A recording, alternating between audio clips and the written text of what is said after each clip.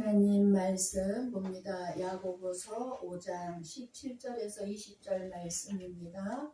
한 절씩 교독해서 보고 읽어보도록 합니다. 제가 먼저 17절 봉독합니다.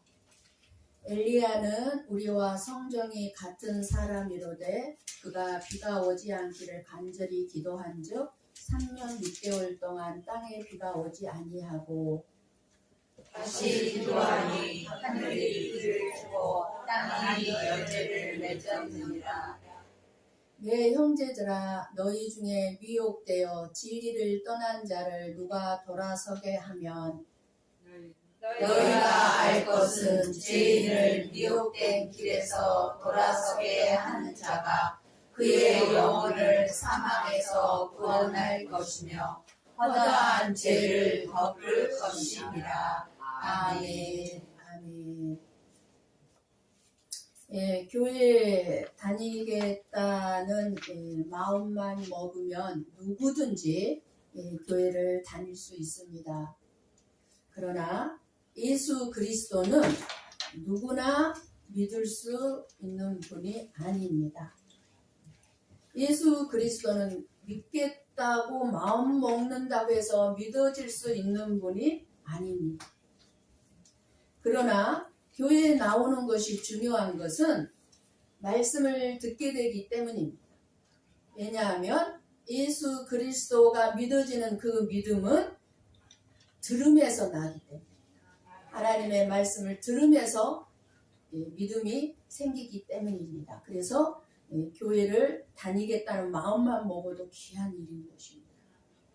예수 그리스도가 믿어지고 의지하게 되는 사람은 분명 자기 자신의 죄악을 아는 사람일 것입니다. 우리가 자신의 죄악의 본질을 알 수 있다는 것은 결코 쉽지 않습니다. 내가 죄인이라는 것을 알게 되는 것은 쉽지 않은 일입니다. 내 죄를 알게 되는 것은 쉽지 않은 일입니다. 그러니 저와 여러분이 오늘 또 하나님의 말씀을 들을 때 올바로 알아야 할 것을 알게 되기를 축복합니다. 아멘. 오늘 우리는 야고보서의 마지막 말씀으로 은혜를 받고자 합니다. 야고보는 행함이 있는 믿음을 강조하며 이제 마지막 마무리를 하면서 단호하지만 따뜻한 권면을 우리들에게 해주고 있습니다. 너희가 알 것은 진리에서 떠난 형제를 돌이키는 일이 얼마나 중요한지를 말씀해 주고 있습니다. 이 말씀은 마치 저와 여러분에게 이것만큼은 꼭 잊지 말라고 너희가 알 것은 이렇게 말씀합니다. 잊지 말라는 거예요. 너희가 알 것은.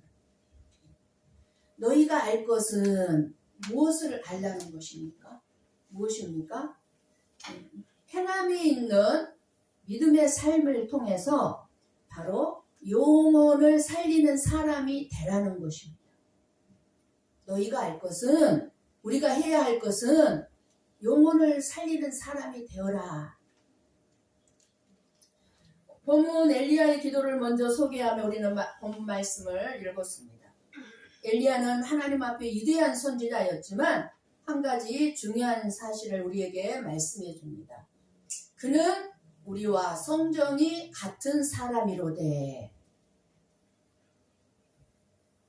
다시 말해서 엘리야는 초능력을 가진 대단한 사람이 아니라 저와 여러분처럼 약하고 두려움도 있고 때로는 낙심도 했던, 절망도 했던 우리와 똑같은 사람이었다는 것입니다. 그러나 엘리야는 간절히 기도하는 사람이었다는 것입니다. 저가 비 오지 않기를 간절히 기도한즉 3년 6개월 동안 땅에 비가 오지 아니하고 말씀합니다. 여기서 저와 여러분이 중요하게 생각하고 넘어가야 할 것이 있습니다. 엘리야의 기도가 능력이 있었던 것은 엘리야의 기도가 하나님의 뜻과 일치했기 때문입니다. 기도는 하나님을 우리가 이용해서 내 뜻을 이루는 것이 기도가 아닙니다. 내 소원을 이루고자 하는 것이 기도가 아닙니다. 기도는 하나님의 뜻을 이루기에 기도하는 것이고 하나님의 뜻을 이 땅에 이루는 것입니다. 그러므로 기도는 반드시 하나님의 뜻을 찾아야 합니다. 저와 여러분의 인생에 하나님의 뜻이 있습니다. 그러니까 하나님, 저를 향한 하나님의 뜻이 무엇입니까? 하나님의 뜻을 구하고 그 뜻대로 구할 때 100% 기도 응답이 이루어진다는 것입니다. 하나님의 말씀에 대해 우리가 불순종하면서 말씀을 제대로 순종하지도 않으면서 기도만 많이 한다고 응답 받는 것이 아닙니다. 하나님의 뜻이 담긴 성경 말씀은 제껴놓고 금식 기도만 많이 한다고 그 사람이 변화되거나 달라지지 않습니다. 기도하는 사람은 하나님의 뜻을 찾아야 합니다. 그래야 내 삶이 변하게 되고 삶이 변하면서 응답도 받게 되는 것입니다. 그래야만 그 기도는 확실한 응답을 받습니다. 엘리야 선지자처럼. 우리가 하나님의 뜻을 알고 믿음으로 살아갈 때 우리의 기도는 하늘을 움직이는 능력 있는 기도가 되는 것입니다. 정말로 능력 있는 기도가 되죠. 하나님은 의인의 기도를 통하여 일을 행하신다고 분명하게 말씀했기 때문입니다. 10절, 20절 말씀을 우리가 어찌 보면 이 기도의 엘리야의 기도와 말씀, 그 기도의 말씀과 전혀 관계없는 상관없이 또 하나의 권면으로 이렇게 보일 수가 있는데, 그리고 그렇게 권면함으로 야고보서를 마치는 것처럼 보이지만 그렇지 않습니다. 형제 중에서 미혹되어 진리를 떠난 자를 돌아서게 할 것을 말씀하시면서 말씀을 마치게 되죠. 야고보서를. 우리 고베 성북교회 공동체 안에서 미혹을 받아 교회를 떠나가고 진리의 말씀을 벗어나서 떠난 자들을 어떻게 할 것인가 하는 말씀입니다. 제가 말씀을 준비하면서 우리 성도 한 분 한 분을 돌아봤을 때 우리 고베 성북교회 공동체 안에서는 미혹을 받아서 교회를 떠나간 심령은 없었구나 하는 생각을 하게 되었습니다. 그러나 미혹을 받고 있는 자들이 바로 저와 여러분이라는 사실입니다. 교회를 떠나지는 않았지만 저와 여러분이 바로 미혹을 받고 살고 있구나를 알게 되었습니다. 한번 누가복음 22장 31절 32절 말씀을 봅니다. 함께 봅니다. 시몬아 시몬아 보라 사탄이 너희를 밀 까부르듯 하려고 요구하였으나 그러나 내가 너를 위하여 내 믿음이 떨어지지 않기를 기도하였노니 너는 돌이킨 후에 내 형제를 굳게 하라. 아멘. 미혹의 영을 부리는 사탄이 마치 밀 까부르듯이 믿는 저와 여러분을 청구하고 있다는 말씀입니다. 우리들을 할 수만 있으면 믿는 저와 여러분을 유혹해서 넘어지게 하려고 한다는 것입니다. 저와 여러분 주변에는 이상한 종교도 많고 사이비 이단도 많고 불경건한 신비주의자들도 너무 많고 은사주의자들도 너무 많이 있습니다. 넘쳐납니다.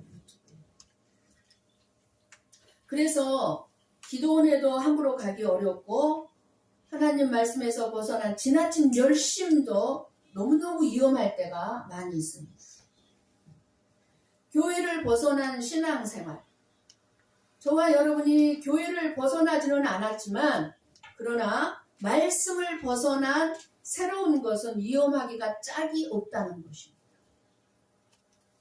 그러므로 저와 여러분은 미혹을 받지 않기 위해서는 진리의 기둥과 터인 교회의 다스림을 잘 받는 것이 너무너무 중요합니다. 교회란 저와 여러분의 영혼의 울타리가 됩니다. 여러분의 영혼의 울타리가 교회 공동체예요. 우리 이 영혼의 울타리 안에서 실족하지 않는 하나님의 백성으로 살아나가게 되고 우리가 서로를 돌아보면서 교제할 수 있게 되고 서로를 돌아볼 때에 미혹에 넘어지지 아니하도록 붙들어 주는 것이 교회의 공동체입니다. 그렇기 때문에 저와 여러분은 반드시 교회에 소속되어 있어야 하는 것이지 떠돌이 교인이 되어서는 안 됩니다. 이 교회 저 교회 다니면 안 돼요. 메시지가 일관성이 있어야 돼요. 막 이 메시지 막 세상적인 윤리 도덕 막 메시지 전한 교회 다니다가 막 복음만 전한 교회 다니. 여러분들이 헷갈려 미혹을 받아요.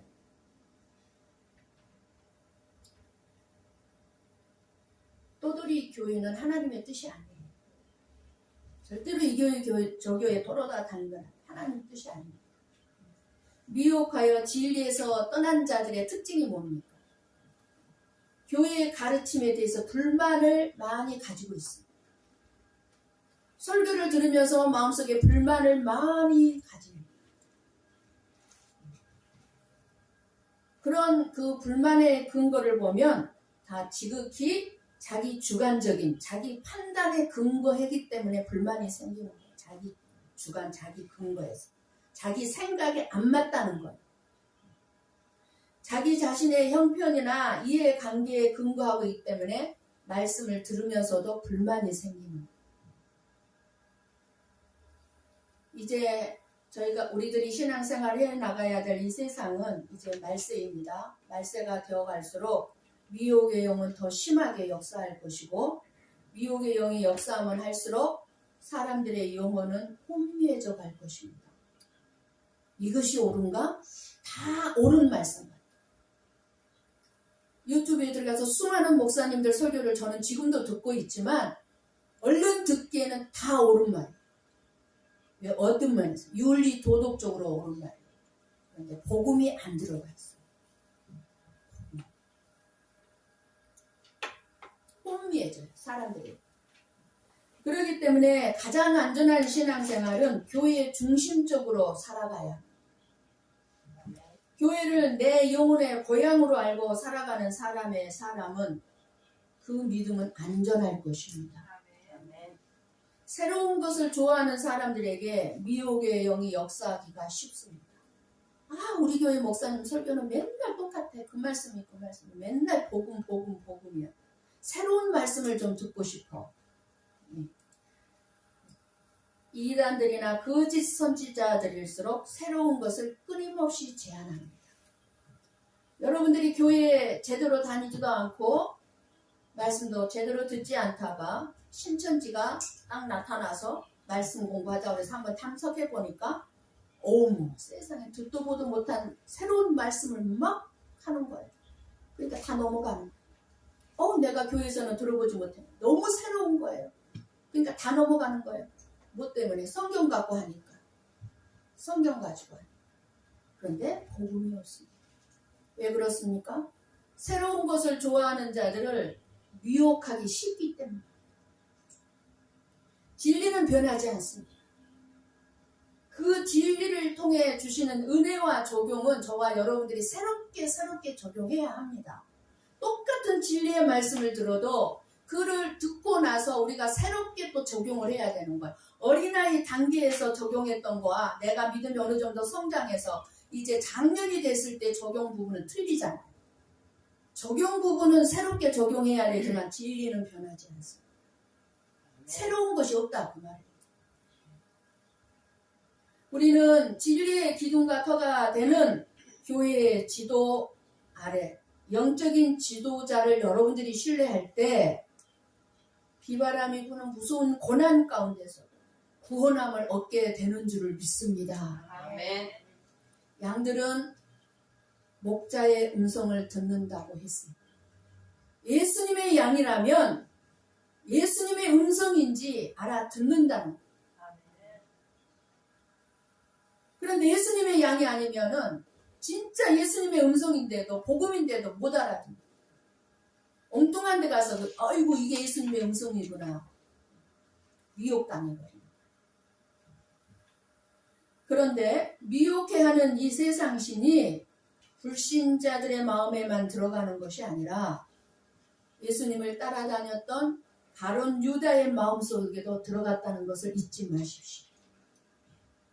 그리고 계속적으로 베드로에게도 계속 마귀는 미혹했다는 사실을 잊지 마시기를 바랍니다. 마귀가 가롯 유다의 마음속에 예수를 팔려는 생각을 넣었더니 미혹했다. 그렇다면 저와 여러분은 안 할까요? 하고 있을 것입니다. 날마다. 그렇다면 왜 미혹될까?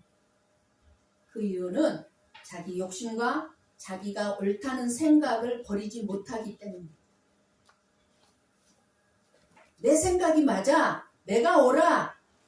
그리고 자기 욕심으로 가득 차 있기.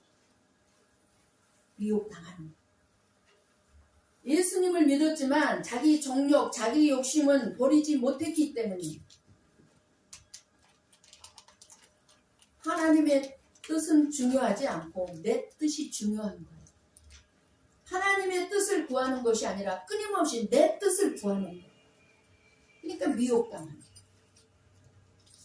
하나님이 목적이 아니라 내가 하고자 하는 것이 목적인 거예요. 하나님을 내 욕망, 내 어떤 소원, 성취를 이루는 수단으로만 여기는 거예요. 예수님 이용하는 거예요. 이 욕심, 이 생각을 버리지 못하면 진리이신 예수님을 결코 알 수가 없고 알지 못하게 되고 결코 진리이신 예수님으로부터 멀어지게 될 수밖에 없다는 것입니다. 내 욕심, 내가 옳다는 생각을 버리지 않는 한 예수님을 알 수가 없어요.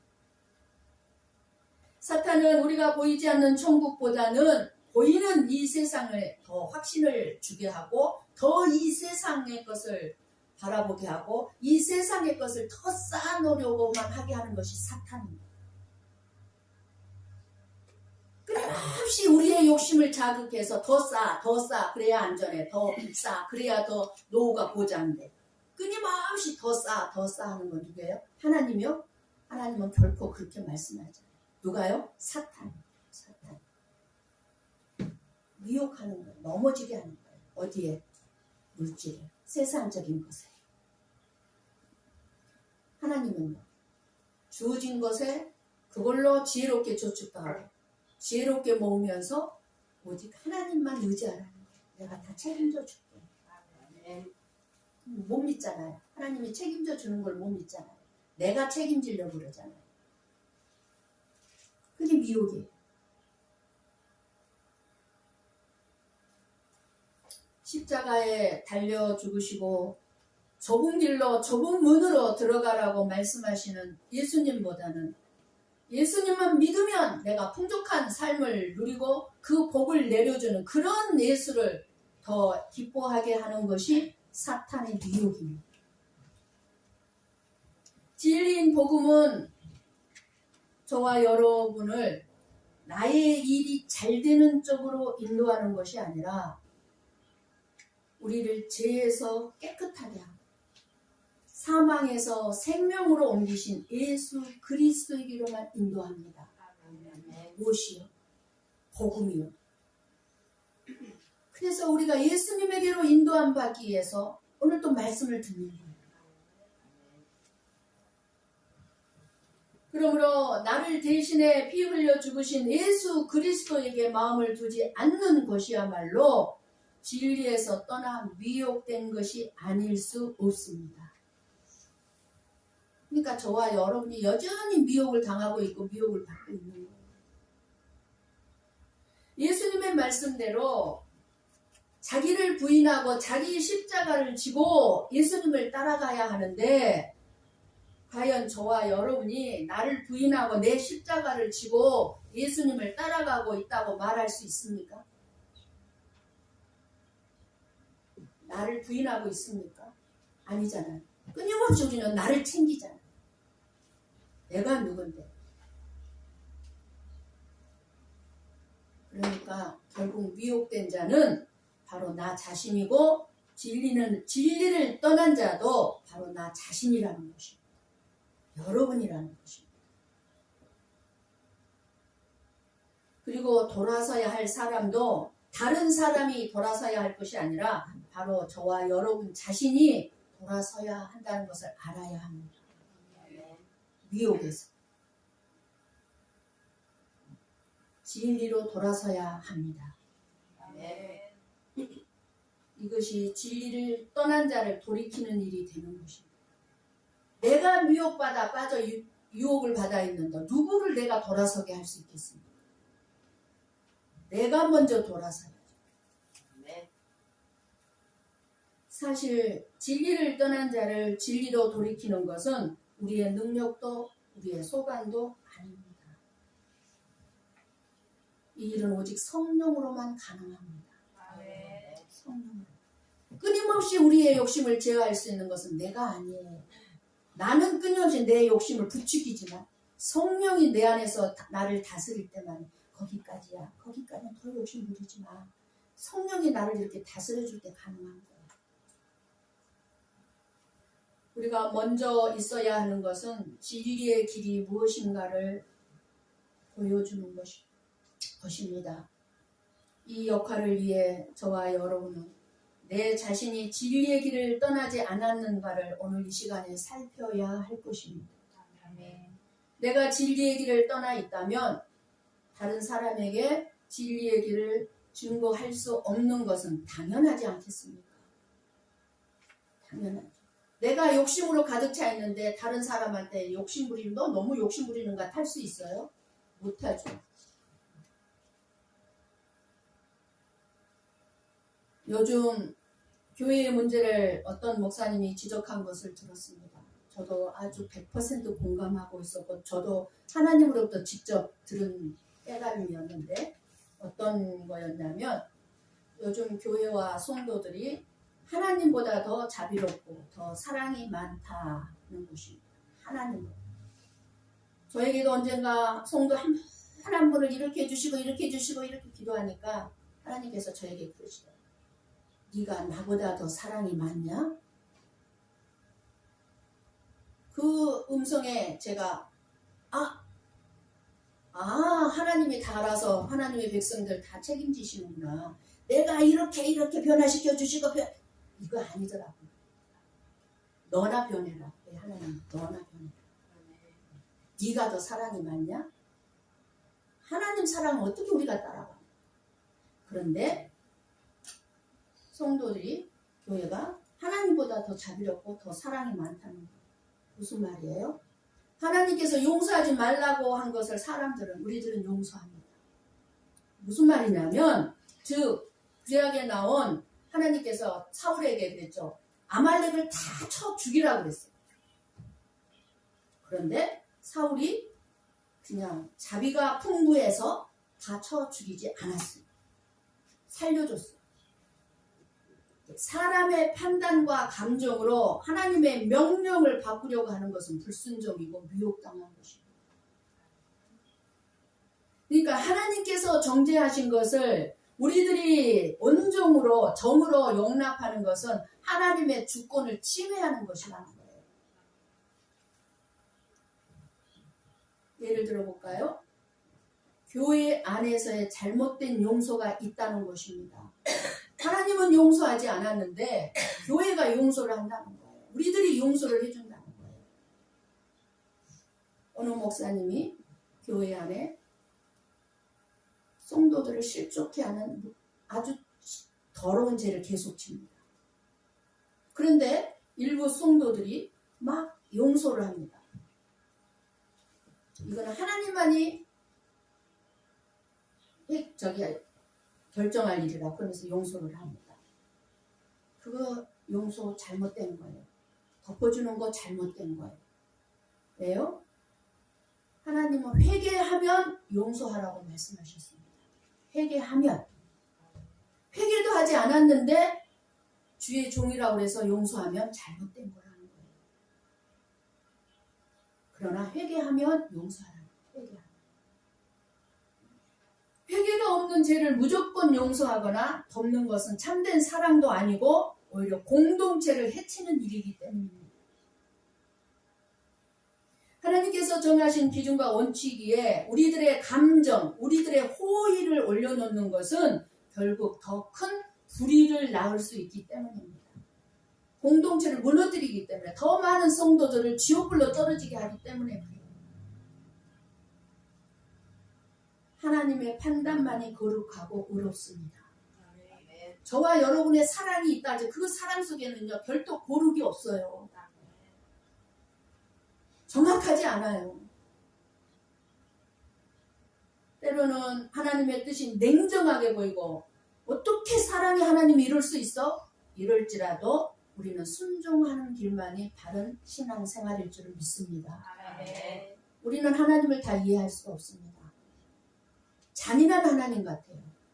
이 세상에 사건 사고 일어나는 거 보세요. 어떻게 모든 것을 다스리는 분이 하나님이라는데 이런 일이 일어나게 할 수 있습니까? 잔인한 하나님. 우리 같으면 안 일어나게 할 것 같죠. 사랑이 워낙 많아서. 잘못된 사랑, 바르지 못한 사랑, 거룩하지 못한 사랑. 우리가 속으면 안 된다 그 말이에요. 좋은 마음이라는, 사랑이 있는 마음이라는 명분으로 하나님의 뜻을 왜곡하지 않도록 우리는 조심해야 합니다. 오늘날 그래서 교회 안에 복음이 진리가 사라지고 교회 안에 윤리, 도덕만 남게 되었다는 것입니다. 교회에 여러분들이 윤리, 도덕을 알고 싶어서 교회에 나와서 설교 듣습니까? 이미 유치원 때 다 배웠잖아요. 20절은 말씀합니다. 20절. 너희가 알 것은 강조하며 말씀합니다. 그것은 누군가를 돌이키는 일은 단순한 조언이나 도덕적인 삶의 변화가 아니라 영혼을 사망에서 구원하는 일이라는 것입니다. 이것이 가장 중요하다 그 말입니다. 영혼을 사망에서 구원하는 일. 여기서 말하는 사망은 단순히 육체적인 내 죽음이 아니라 영적인 죽음, 즉 하나님과 영원한 단절을 말합니다. 세상에서 잘 먹고 잘 살다가 죽는 것이 아니라 하나님 없이 죽는 것, 그것이 진짜 사망입니다. 잘못된 하나님을 믿고 따라가다가 나는 천국 가겠지 했는데 지옥으로 톡 떨어져서 그때 알머리 울고불고 울부짖어도 소용없어요. 근데 그런 사람들이 많다 그 말입니다. 교회 안에. 미혹당한 자가 거기에. 너 교회 다니니까 천국 가. 이렇게 미혹당한 자들이 많다 그 말이에요. 사망의 길로 가고 있는 영혼을 돌이키는 자는 하나님께서 귀하게 쓰시는 생명의 도구일 것입니다. 예수님께서 이렇게 말씀하셨습니다. 누가복음 19장 10절 말씀입니다. 함께 봅니다. 인자가 온 것은 잃어버린 자를 찾아 구원하려 함이니라. 아멘. 예수님이 온 것은 너희들이 변화돼서 윤리, 도덕적으로 이렇게 깨끗한 삶을 살라고 오신 것이 아니라 누구예요? 잃어버린 자. 누구예요? 사탄한테 잃어버린 자. 저와 여러분이 사탄한테 잃어버린 자였잖아요. 그래서 저와 여러분을 구원하러 오셨다. 많은 사람들이 그리고 여러분들이 여러분의 가족, 여러분의 자녀들을 구원으로 이끌기 위해서 전도에 힘쓰고 있습니다. 그러나 한 가지 중요한 성찰은 내 안에 그보다 더 여러분 안에 그보다 더 우리 고베 성복교회 안에 복음이 있냐는 것입니다. 고베 성복교회 안에 생명을 살리는 진리의 복음이 없다면 전도가 무슨 소용이 있겠습니까? 많은 사람들 데려다가 이 자리에 앉혀놓는다 한들 교회 안에 복음이 없다면 무슨 의미가 있냐 그 말이에요.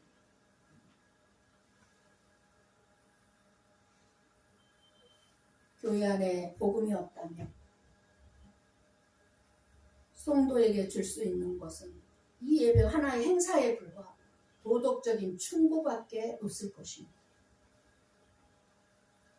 영원한 생명을 주는 것은 오직 진리인 복음입니다. 교회는 여러분들의 마음을 편안하게 해주는 설교나 긍정적인 사고방식이나 감정적인 위로가 가득한 설교가 이 강단을 채우고 있다면 구원은 없을 것입니다.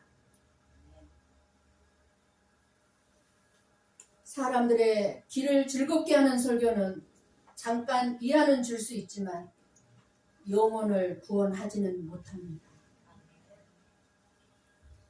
진리의 복음은 저와 여러분의 삶을 근본적으로 바꾸는 하나님의 초대이고 절대로 값싼 은혜가 아닙니다. 은혜로 구원받는다 그러니까 쉽게 구원받는 걸로 생각하는데요. 절대로 값싼 은혜가 아닙니다. 복음을 전하기 전에 저와 여러분이 먼저 복음으로 회복되어야 될 줄을 믿습니다. 예수 그리스도께서 저와 여러분의 죄를 위하여 죽으시고 장사 지낸 바 되었다가 성경대로 사흘 만에 다시 살아나사 하나님 나라 우편에 계시다가 재림하신다는, 반드시 오실 날이 멀지 않았다는 것이 복음입니다. 이것이 복음이에요. 교회의 중심은 오직 예수 그리스도의 죽으심과 부활이 되어야 하는 것입니다.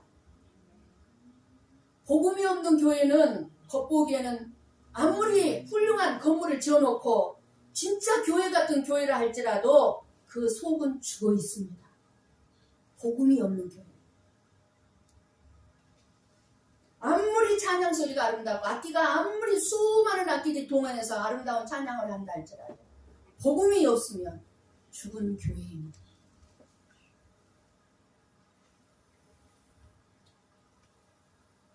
진리의 복음이 선포되지 않고 죄에 대한 회개가 없는 그런 교회에는 성령의 역사가 없습니다.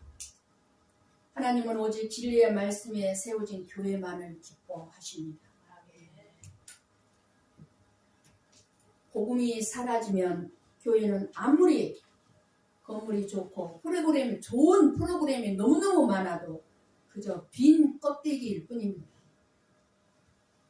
언젠가 우리 교회도 어떤 집사님이 우리 교회에 왔다가 우리 교회 프로그램이요. 주일학교도 너무 미약하고 쉽게 말하면 아버지 학교, 어머니 학교, 부부 학교 이런 것들이 나쁘다는 게 아닙니다. 좋게 잘 활용하면 좋지만 그게 다가 아니다는 것입니다. 교회. 복음이 빠진 교회. 그래서 복음이 빠진 전도는 아무리 많은 사람을 교회로 오게 할 수는 있을지라도 하나님 나라는 인도하지 못할 것입니다. 우리가 전해야 할 것은 단순한 교회 초대, 교회 하면 나와, 그리고 나는 하나님을 믿었더니 이랬어, 이런 체험이 아닙니다. 우리는 죄에 빠진 사람들에게 죄를 지적해주고 죄인이라는 사실을 알게 해주고 예수 그리스도의 은혜를 말하 회개와 믿음을 전해야 하는 것입니다. 영원한 생명이 걸린 일이기 때문입니다. 복음이 빠진 전도는 진정한 생명을 전달하지 못하고 사람들을 종교로 이끌 수밖에 없습니다. 종교인으로 만들 수밖에 없습니다. 전도의 내용은 예수 그리스도여야 하고 예수님의 십자가와 부활이 핵심이 되어야 합니다.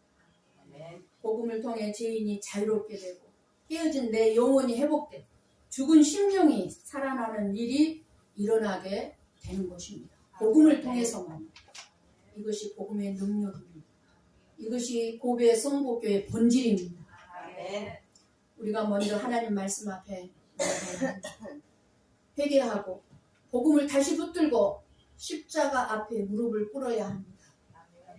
그때야 비로소 우리는 다른 사람에게 구원에 이르는 복음을 전할 수 있을 것입니다. 복음은 하나님의 능력이며 생명의 근원이기 때문에 이것을 빼면 우리는 아무것도 아닙니다. 아무것도 아니에요. 별것처럼 생각하지 마세요. 교회는 오직 복음 위에 세워져야 하고 복음을 전하기 위해서 존재한다는 것을 올바르게 알아야 합니다. 우리는 그 예수님의 마음을 품고 길을 잃어버린 영혼들을 향한 안타까움과 사랑을 가져야 될 줄을 믿습니다. 아멘. 20절에 마지막 부분을 보십시오. 허다한 죄를 덮을 것입니다. 이 말씀은 하나님께서 죄인을 용서하시고 돌이키는 자를 통해 고베 성복교회 공동체가 회복되는 은혜의 역사를 말씀하시는 것입니다. 베드로전서 4장 8절 말씀을 봅니다. 함께 봅니다. 무엇보다도 뜨겁게 서로 사랑할지니 사랑은 허다한 죄를 덮느니라. 아멘. 오늘 본문의 끝말씀과 이 말씀 4장 8절 말씀이 허다한 죄를 덮느니라. 이것은 죄를 덮어주고 감추라는 말이 아니에요. 감춰주라는 말이 아니에요. 뭐예요? 죄를 회개함으로 하나님 앞에서 용서받고 고베 성복교회 공동체 안에서도 서로 수용해주고 회복의 은혜가 있기를 바라는 생명의 말씀입니다. 아멘. 사랑은 판단하지 않고 품어줍니다. 사랑은 미혹되어 떠난 자를 기다려주고 사랑은 한 사람의 회개를 기뻐합니다. 우리는 어떤 사람이어야 합니까? 야고보서를 마치면서 우리에게 영혼을 살리는 사람이 되라고 말씀하고 있습니다. 잘못된 길을 걷는 사람을 외면하지 말고 사랑으로 권면하고 중보하며 기다려야 됩니다. 지금 진리에서 떠난 누군가가 여러분의 마음에 떠오른다면 그 사람을 위해서 기도하고 다가갈 수 있는 용기를 가지시기를 바랍니다. 아멘. 교회는 죄와 허물을 회개하고 씻는 셈이요 예배의 시간은 저와 여러분의 더러운 죄의 옷을 벗어놓고 예수 그리스도의 의의 옷 깨끗한 흰 옷으로 갈아입는 시간이 바로 이 시간입니다. 우리 모두 회개함으로 죄 사함을 받아 구원을 받고 방황하는 영혼들을 전도하여 그들도 저와 여러분과 같이 죄 사함을 받고 영원한 생명을 얻도록 우리 고베 성복교회 공동체가 회복과 용서와 사랑의 공동체가 되기를 주님의 이름으로 간절히 축원합니다. 아멘. 기도하겠습니다.